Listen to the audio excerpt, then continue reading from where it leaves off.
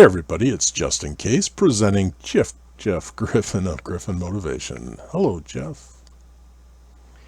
Hey there, Justin. Appreciate that. It's difficult, when you see this face to really get out the right words or whatnot. I get how difficult that is. In fact, I go and speak all over the world, and I address the elephant in the room when I come out on stage about how good looking I am.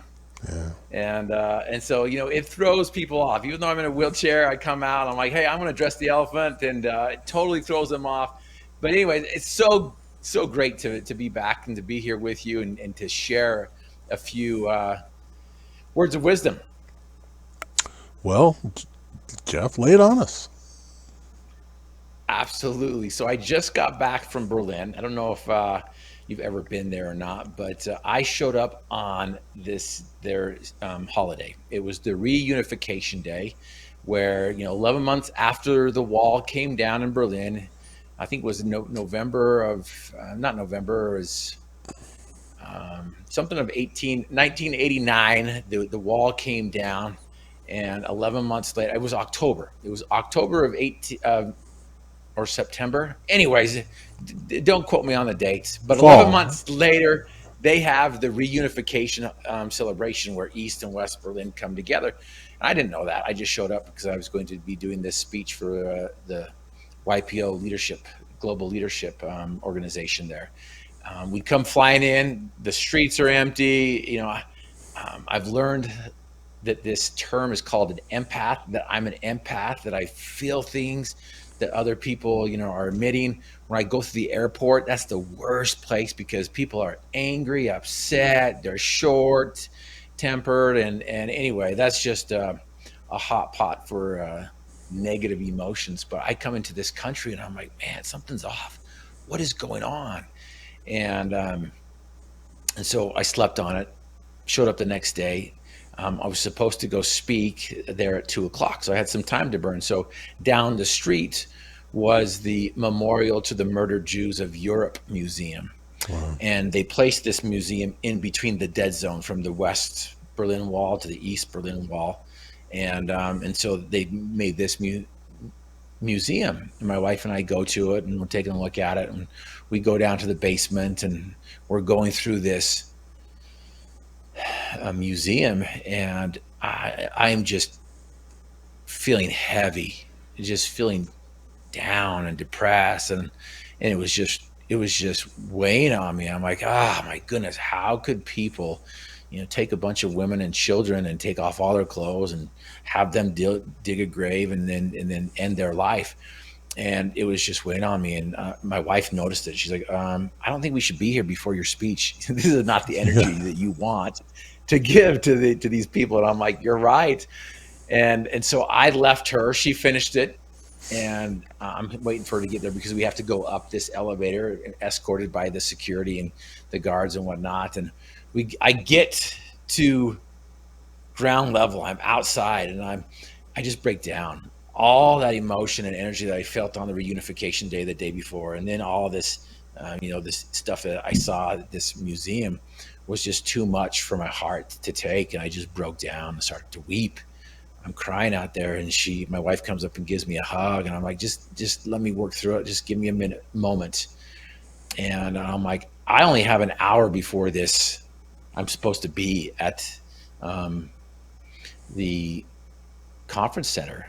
And I'm like, I've got to get realigned. I've got to get into that state of mind, that energy that's going to be able to uplift and to help and not just motivate, but to transform these high level leaders that have showed up all over the world. And so I went back to the hotel, and I did some breath work. I did some visualization work. I did some meditation and some praying, and got into that mindset that was needed in order to really share this message that I shared with this organization. I only had 20 minutes to share this message. And so the question that I have for you is, if you were only given 20 minutes to share a message that's going to transform lives, that's going to unify people, that's going to, move the needle in your company, in your life, in your community, in your world, what message would you share? What message would you give? Wow. I'm glad you're not asking me that. It's like a redundant question, and you're going to It answer it is a for us. redundant question. Good. It is a Thank goodness. rhetorical question. Yeah, and so it's like, okay, so what would you do if you only have 20 minutes to share to these influencers, these leaders, of companies and organizations that, and even government organizations around the world? You're like, okay, well, what can I give these people that they're not already doing? And I've learned that human beings are human beings. We are more alike than we are different. And unfortunately, we spend too much time on our differences than on what we have in common. And so we have this big, huge gap in between us that all we have to do is just bridge it.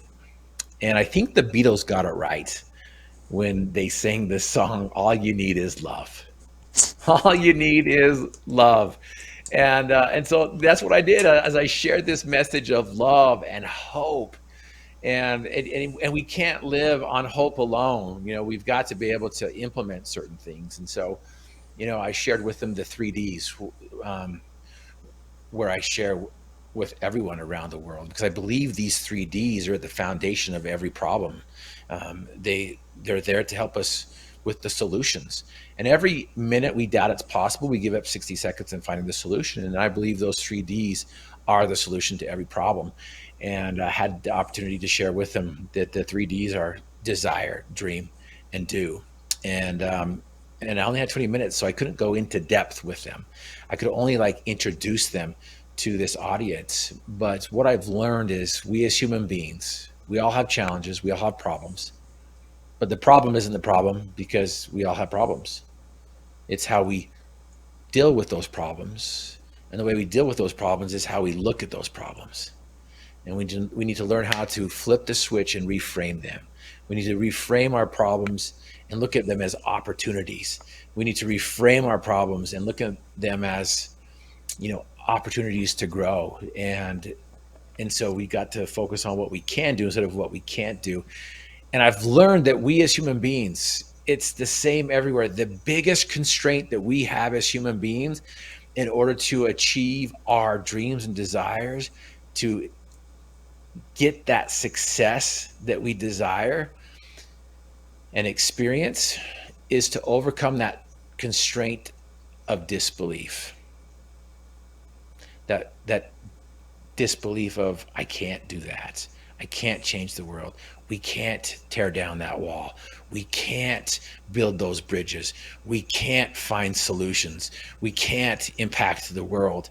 And so again, it's going back to addressing that biggest constraint in my mind, which is to believe that we can change the impossible into the possible.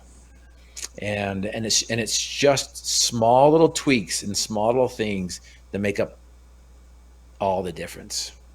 And love is the beginning. It really is. Hope is part of it. Reframing and flipping the switch on our attitude, and having an attitude of gratitude, because gratitude determines altitude. And what we want to do is, we want to change people's perspectives. We want to change their vision. We want to give them some possibilities that are out there.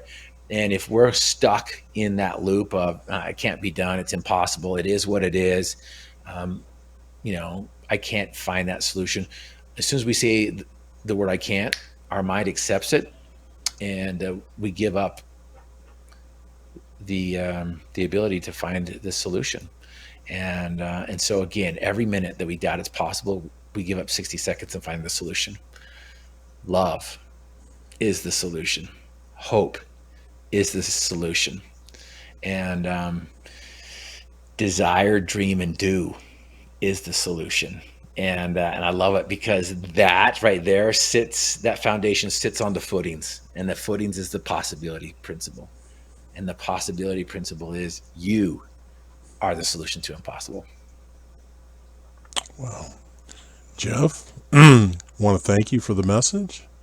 Everybody, thanks for joining us. Remember, additional information and links are provided in this video's Read More. Today is the day to subscribe to this channel. Please learn more about Jeff Griffin and keep company with Jeff at the Cool Kids Table.